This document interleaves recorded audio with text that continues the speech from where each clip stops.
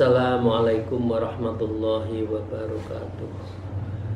A'udzubillahi minasyaitonirrajim. Bismillahirrahmanirrahim. Alhamdulillahilladzi hadana li hada wa ma kunna linahtadiya laula an hadanallah. Asyhadu an la ilaha illallah wahdahu la syarikalah wa asyhadu anna Muhammadan abduhu wa rasuluh la nabiyya ba'dah. A'udzubillahi minasyaitonirrajim. Bismillahirrahmanirrahim. Ya ayyuhalladzina amanu taqullaha wa kunu ma'as-shadiqin. Amma ba'd. Para sadiqin, muridin, Bapak Ibu sekalian, para jamaah, semoga kita semua senantiasa mendapatkan ridho, maunah dan keberkahan dari Allah Subhanahu wa taala. Amin ya rabbal alamin. Mari kita memulai terlebih dulu dengan bersyukur. Alhamdulillah rabbil alamin ala kulli halin wa ni'matin, dan senantiasa bersolawat Allahumma sholli ala sayyidina Muhammad wa ala alihi wa ashabihi. Hari ini kita melanjutkan tentang keutamaan sholat berjamaah. Qala al-mu'allif fi hadzal kitab wa nabima bi ulumiyya fitarain. Amin ya rabbal alamin. A'udzubillahi minasyaitonir rajim. Bismillahirrahmanirrahim. Wa qala ba'dus salafin, dan telah berkata para ulama salaf yang kasaf, yang beliau adalah minal mutasawwifin, ahli tasawuf. Beliau berkata, ma qatat ahadan sholatul jamaah illa bidzambil asobah. Tidaklah akan ketinggalan seseorang yang sholat berjamaah illa bidzambin asobah, kecuali disebabkan dosa yang telah menimpa dirinya. Artinya juga sebagai kriteria, kalau orang malas tidak mau berjamaah, itu berarti ada sesuatu yang salah pada psikologi spiritual dari kita. Dia menggampangkan yang penting sholat, tapi tidak yang penting berjamaah. Seharusnya sholat berjamaah. Wa qad kanu ya'zuna anfusahum sab'ata ayyamin, dan sungguh mereka didapati berduka selama seminggu. Sab'ah 7 hari, ayamin 7 hari dia nadam, dia menyesal mengapa dalam satu momen sholat kita kok tidak berjamaah. Idza fatat ahadum sholatul jamaah, apabila dari salah seorang diri mereka di dalam satu momen tidak berjamaah.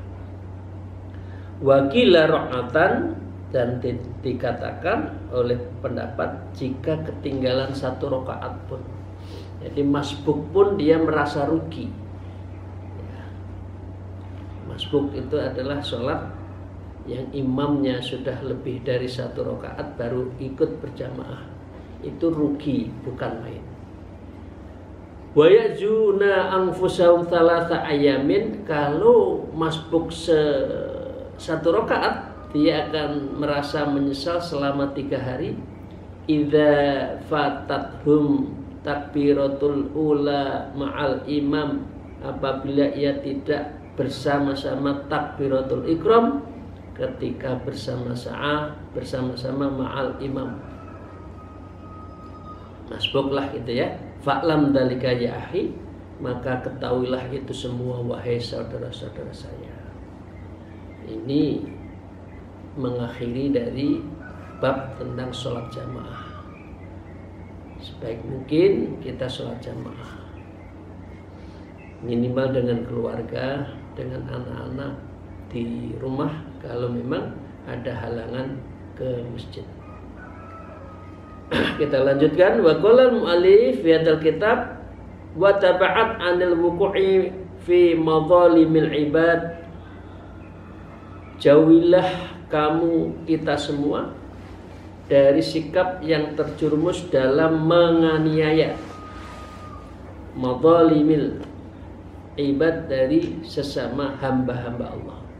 Kita dilarang mendolimi, Mendolimi itu bisa dari arti 4. Pertama, menyiksa badan.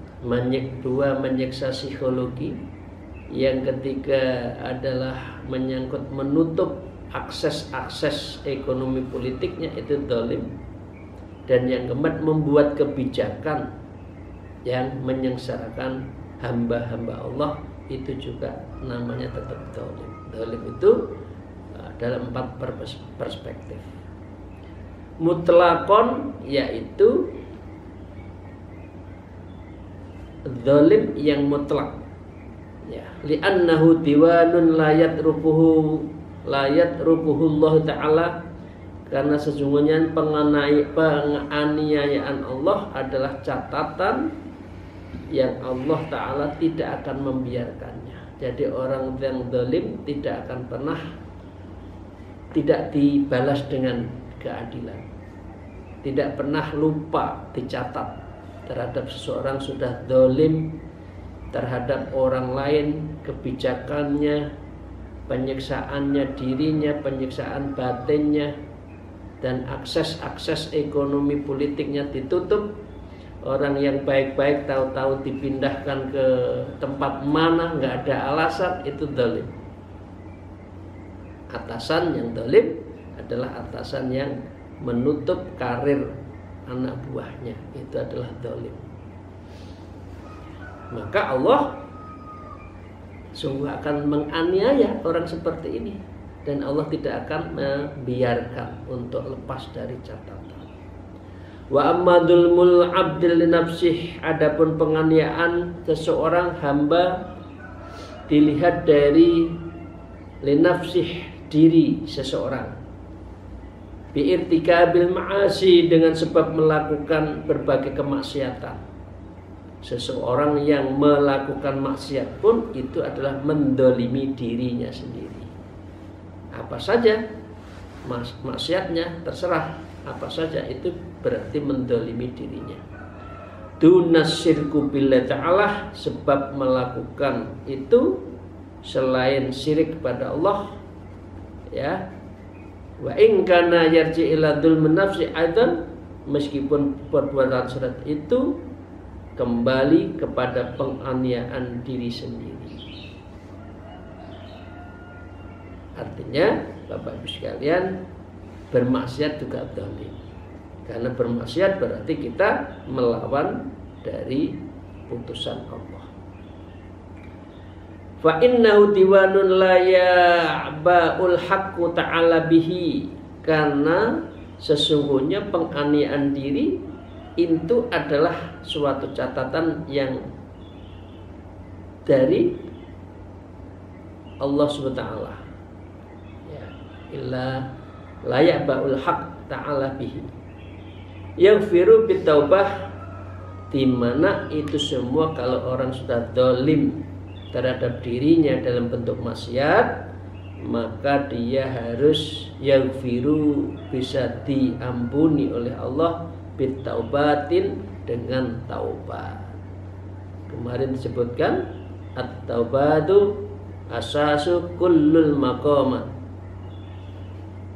Taubat itu adalah dasar dari makom-makomat seseorang. Tingkatan seseorang itu dilihat dari sisi taubatnya. Kalau taubatnya tidak banyak, ya maka makomnya rendah. Tapi kalau rajin bersolat taubat, itu berarti makom mahmudah, tempatnya di tempat yang terpuji. Karena itu kemarin Syekh Alwi Al-Haddad mengatakan tajdidul taubat, perbaharui terus tobat, karena dosa itu terus mengincar kita yang kadang-kala kita tidak sadar dan tidak tahu. Qala Sayyidina Ali Al-Khawasi rahimahullah ta'ala, Syekh Ali Al-Khawas rahimahullah berkata, madzalimul ibadi ala thalathi aqsamin, menganiaya diri sendiri itu dibagi menjadi 3. Qismun yata'allaqu bin nufus, yang satu bagian terkait dengan jiwa-jiwa kita. Bapak Ibu sekalian, jiwa kita itu haus loh. Jiwa kita itu juga lapar loh. Jadi kalau haus dan lapar dibiarkan, maka kita zalim. Artinya makanannya jiwa kita, spiritual kita ya zikir. Ala bidzikrillah tatma'innul qulub. Jadi kalau kita tidak berzikir itu mendolimi diri sendiri. Nah, ini bagian dari asupan spiritual adalah ibadah mahdhah, zikrullah fi kulli halin wa sa'atin wal waqtin. Ya. Selalu zikir dalam keadaan waktu, situasi, apapun kita tetap zikir. Zikru bil qalbi darul anjuman. Ya, itu zikir di dalam hati yang terus menerus tanpa berhenti. Wa qismun yata'al bil amwal, satu bagian berkaitan dengan harta-harta kita. Dari mana kita nafkahkan untuk anak kita? Kalau dari yang haram berarti anak kita makan dari yang haram. Itu mendolimi dari harta kita. Wa qismu, dan yang ketiga yatallaqu bil a'radhi, yang berkaitan dengan harga diri seseorang, dignity, ya, self dignity, harga diri sendiri itu adalah juga bagian dari zalim. Kalau kita biarkan kita teraniaya, menganiaya, maka kita adalah melakukan kezaliman. Fa'aman nufus falaha ahkamun adidatun. Adapun penganiayaan pada jiwa, maka padanya terdapat beberapa hukum yang beragam. Fi misli qatlil abdu wal khata', dalam hal semisal membunuh seseorang ya dengan fil khata', dengan tidak sengaja.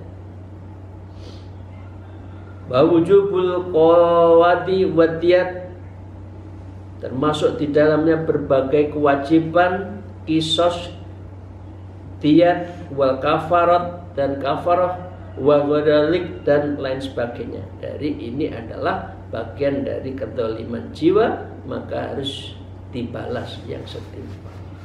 Mimma huwa madhkurun kutibal fikih, berbagai bentuk ketentuan hukum yang ada di dalam fikih. Ini kita tidak membahas fikih ya, tapi kita ilmu tasawuf. Jadi maka orang yang zalim memukul pipi harus dikasihkan pipi satunya. Ini saya dulu pernah memukul, tolong pukul saya. Nah, itu adil, dan itu untuk membalas dari kezaliman. Wa amwal amwal, sedangkan penganiayaan dari harta, fa innahu la budda min radhiha illal madlumi aw warisihi. Kalau mendolimi dari sisi harta, maka tidak boleh tidak la budda min radhiha, untuk mengembalikan. Kita pernah menggosok punyanya teman, maka harus kita kembalikan. Dulu ini saya pakai, mohon maaf, ini saya kembalikan, harus dikembalikan. Ya, illal madlumi, kepada orang yang dianiaya, au warisihin, atau ahli warisnya kalau yang dianiaya sudah wafat. Bapak Ibu punya hutang kepada seseorang, wah orangnya meninggal, enak ini enggak, saya enggak usah bayar. Allah, tidak. Ahli warisnya mempunyai hak atas penghutangannya itu, piutangannya itu kepada yang berhutang. Jadi serahkan kembali ke ahli warisnya. Saya dulu punya hutang kepada ayahnya, ini saya berikan 1 miliar katakan. Jadi bukan, maaf bahasa Jawa ya, bahasa Tulungagung lah, bukan litang-liting. Litang-liting itu bahagia banget itu ya. Wah, betulan orangnya meninggal, tidak usah saya bayar. Nah, dia harus warisihi, kepada ahli warisnya. Wa in ta'udza wa dzalik, kalau kesulitan tidak ada ahli warisnya, lam yabqa ghairu tasadduqi biha an sahibiha, maka ia tidak boleh tersisa selain bersedekah atas nama orang yang dihutangi, orang yang didolimi itu. Saya sedekahkan ini untuk orang itu, bapak yang sudah wafat, yang dulu adalah saya pinjemin, saya gosopin, saya sakitin misalkan ya, saya entitin ya, saya entit ya. Jadi nggak tahu hartanya saya entit, itu nggak tahu. Karena itu disedekahkan atas nama an sahibiha, yaitu orang yang memilikinya. Ala madhabi mayyaradalik, untuk inilah para madhab seluruh ulama menyebutkan seperti itu. Fa'in ngajaza an radil madzalim, lalu jika tidak mampu mengembalikan harta penganiayaannya itu, ya hutang, katakan falstakthir minal hasanah, maka hendaklah yang memperbanyak berbuat kebaikan allati yufi minhal hurma, yang berhutang itu cukup membayar dengan kebaikan itu. Saya ngaji Quran untuk Pak itu, saya zikir, saya peruntukkan pahalanya kepada bapak yang dulu saya aniaya. Saya apa ya? Karena saya nggak punya duit, nggak punya hutang, nggak punya uang, jabatan juga nggak ada. Terus untuk apa? Pakai apa saya akan membalasnya? Harta nggak ada, nggak bisa mengembalikan. Sedekah nggak bisa. Maka dengan demikian dia berbuat baik ditunjukkan kepada orang yang dianiaya tadi. Indal mizan, ketika itulah perimbangan amalnya itu masuk dicatat. Jadi dengan tidak terkurangi kalau sudah begitu. Wa illa, kalau tidak, fal yata'alhaba li tahammul athqalil madlum, maka bersiap-siaplah ia untuk menanggung berbagai beban berat yang dizalimi. Dosanya pindah, tidak punya duit, tidak bisa mengembalikan, tidak ada warisnya, tidak bisa sedekah atas seseorang. Yang ketiga, tidak bisa berbuat baik untuk orang itu, atau lupa atau sebagainya. Maka ingat-ingat, kebaikan kita, amal kebaikan kita akan ditransfer kepada orang yang dizalimi. Wa auzarihi yaumal qiyamah, dan itu terlihat nanti di hari kiamat. Kama warada fis sahih, seperti yang disebutkan di dalam hadis sahih, anna, sesungguhnya bahwa Rasulullah sallallahu alaihi wasallam bersabda, man kanat lahu hasanat akhadha min hasanihi, orang-orang yang memiliki berbagai kebaikan maka akan diambil dari kebaikan-kebaikannya itu. Kebaikan kita ditransfer untuk mengurangi dari kesalahan kita. Kalau kita sudah tidak ada kebaikan, maka kita justru ditransfer dari dosanya orang yang dizalimi pindah ke kita. Berat ya orang yang menzalimi. Wa'atil lil mazlumin, dan diberikan kepada orang yang dianiaya. Wa man lam yakun lahu hasanat turi hal alaihi, ya, waman, dan orang yang tidak terdapat berbaik kebaikan pada dirinya, ya, maka akan ditimpakan kepadanya min sayyatil mazlumi, dari kesalahan orang yang zalim, dosanya dipindahkan. Wa kutiba lahu kitabun ilan nar, dan itu ditakdirkan baginya yaitu masuk neraka. Ini namanya orang cutel, orang Jawa ya, cutel wes. Cutel itu orang yang sudah nggak punya apa-apa, kebaikan nggak punya, yang ada itu ditambah dosa dari yang dizalimi, harta untuk mengembalikan nggak ada. Artinya orang yang rugi, orang yang pailit, orang yang cutel, itu adalah orang yang suka mendolimi. Wa amal a'radu, dan penganiayaan pada harga diri, ini Ini kan menerangkan 3 bentuk tadi. Faqad dzakara ba'dul muhaqqiqin, yaitu sebagian dari ahli hakikat, a'immata fiha tafsilan hasanah, telah menuturkan mengenai hal ini secara baik. La'allahu akhwatul wujuhi fi hadzal bab, semoga saja penuturan beliau adalah bentuk yang paling baik menyangkut bab-bab ini. Jadi dengan demikian harga diri juga jangan dijual thamanan qalila, dengan harga yang murah. Pindah keyakinan, pindah agama, pindah prinsip, itu adalah ciri dari orang yang tidak punya harga diri, tidak punya prinsip. Wa wa antil kal madlumatu in kanat ghibatan aw namimah. Sangat mudah untuk melihat orang yang melakukan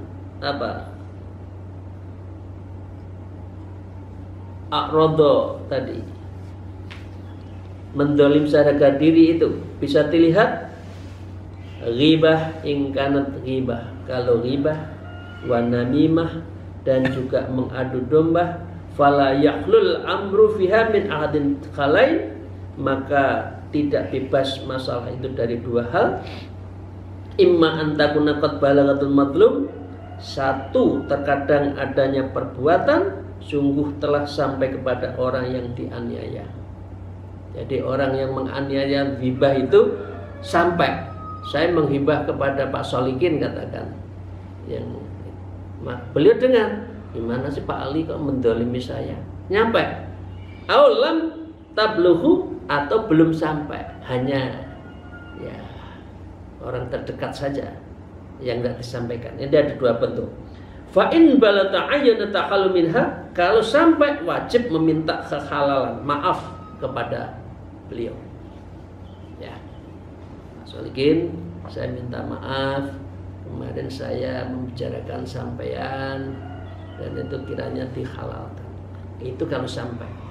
Wa illam tabluhu, tapi kalau tidak sampai, karena tablighu halahu adzan jadidan fayuridu minal hitti, maka menyampaikan perbuatan kepada orang yang dizalimi itu suatu perbuatan yang lebih menyakitkan baru jadidan. Pak Solikin, saya kemarin itu saya fitnah sampean, katanya menerima dari ini, yang itu suap katakan. Itu kan tambah sakit. Ya. Kalau seperti itu wang kita mawadah, dan itu bisa mengakibatkan dendam. Weh, nanti pasal saya Pak Ali mau saya fitnah lagi, saya fitnah kalau gitu. Nah, gitu. Wa nahwi dzalik, dan terputuslah persahabatan. Ya. Ma huwa as'abu min tilkal madlumah, dan hal semacam itu sesuatu yang lebih berat dibandingkan penganiayaan ghibah saat itu. Fatariku fi dzalika qatul istighfar, kalau seperti itu lebih baik banyak kasratul istighfar saja. Pernah punya kerentek kepada seseorang jelek, istighfar. Tapi nggak usah disampaikan kepada orang, saya dulu itu merasa bapak itu kok punya harta ini, kok dari ini ya, kamu dari mana itu dapat, kok uangnya dari mana, korupsi ya, dikerentek lah. Itu asal belum nyampe kepada yang dizalimi, dinamimah, dighibah, maka cukup dengan istighfar yang banyak. Tuna tablighi wa talabi tahul minhu, bukan dengan menyampaikan kepadanya dan meminta kehalalannya, tidak usah. Itu kalau tidak nyampe, lebih baik banyak istighfar, lebih baik banyak memohon ampunan dari Allah Subhanahu wa ta'ala. Tsumma la yakfa 'alaika ya akhi, kemudian tidak samar bagimu wahai saudaraku, anna minadz-dzunubi, maka sesungguhnya yang ada dalam segala bentuk dosa itu mayusbihu amru min jihahihi, kaunihi min madzalimin nafsi, yaitu menyerupai persoalan dalam bentuk termasuk hal-hal penganiayaan diri sendiri, au madzalimil ibad, mendolimi kepada sesama hamba Allah, maaf, kazina wal liwat wa mathalan, seperti zina, liwat, maaf, lesbian, homo itu juga bagian dari mendolimi diri. Itu adalah contohnya. Fa innal amra fi dzalikin yahtaju ila tafsil, maka sesungguhnya masalah di dalam perbuatan semacam itu butuh dirinci. Layat harabi wasitati rojaihi shawab, agar bisa tampak kebenaran dengan perentaraan seputar perincian tersebut. Wawa ayyuqalu yuqala, dan rencana dikatakan ingkanal maghmulu bihil mubtadi'an, jika penderitaan penganiayaan itu adalah dimulai orang yang memulai, ya, kanat tilkan madzulmatun min madzalin nafsi, maka penganiayaan itu tergolong menganiaya diri sendiri. Jadi kita melakukan diri sendiri kalau kita yang memulai untuk diri sendiri. Wa in kana fa'ila qad rawatuhu wa awadahu, dan jika si pelaku itu menyengaja dirinya, membiasakan dirinya, wa kana dzalika min madzamil ibad syuhbatun, ini adalah perbuatan termasuk menganiaya para hamba Allah yang sulit termaafkan. Jadi jangan kita mendolimi orang lain. Li'annahu adzatil kasurah, karena sesungguhnya perbuatan seperti yang disebutkan tadi, ya, banyak, ada lesbian, perzinaan, ya, pokoknya itulah, wa qaharuha wa jarha ilal maksiyah, dan memaksa korban untuk menarik dalam sebuah kemaksiatan, itu adalah zalim yang sungguh sangat besar. Jadi kalau kita ngajak yang baik, jangan ngajak yang jelek. Ngajak yang jelek, memaksa berbuat jelek, itu juga kezaliman. Kemudian ditutup, waman sanna sunnatan sayyatan, barang siapa mentradisikan suatu tradisi yang buruk, kana alaihi wizruha wa wizru, maka kepada dirinya dosa tradisi buruk itu terus menerus. Ada dosa warisan. Kita ngajak yang jelek, orang itu berbuat jelek terus karena terpengaruh ajakan kita, maka kita akan dapat dosa terus. Dan tradisi seperti itu, membiasakan seperti itu, ila yaumil qiyamah, maka tradisi buruknya itu akibatnya sampai hari kiamat. Wa aidan, dan juga fa inna wa ta'irdaha, karena sesungguhnya ia telah mengoyak harga diri korban, wa adza ahlaha, begitu ia telah menyakiti keluarganya, wa hamilhum arra wa radalik, dan ia telah memberi terbebani suatu keaiban dan lain sebagainya. Jadi orang yang dolim, apalagi karakter assassination, jadi menghancurkan karakter seseorang, yang kena kan anaknya juga kena, ya, cucu-cucunya kena, maka dosanya adalah ditanggung orang yang mendolimi itu tidak hanya kepada orang yang didolimi, tetapi juga dosanya, anaknya, keluarganya, keturunannya bisa ditransfer kepada orang yang didolimi saat orang itu sudah nggak punya apa-apa, harta nggak punya, berbuat baik nggak bisa, ya, terus mensedekahkan kepada seorang itu nggak bisa, maka yang ada adalah transfer dari dosanya kepada kita setelah amal-amal baik kita itu habis. Hati-hati, karena itu kita jangan melakukan kezaliman, ya, karena zalim itu adalah perbuatan yang sangat keji, dan itu adalah yang sangat dibenci oleh Allah Subhanahu wa ta'ala.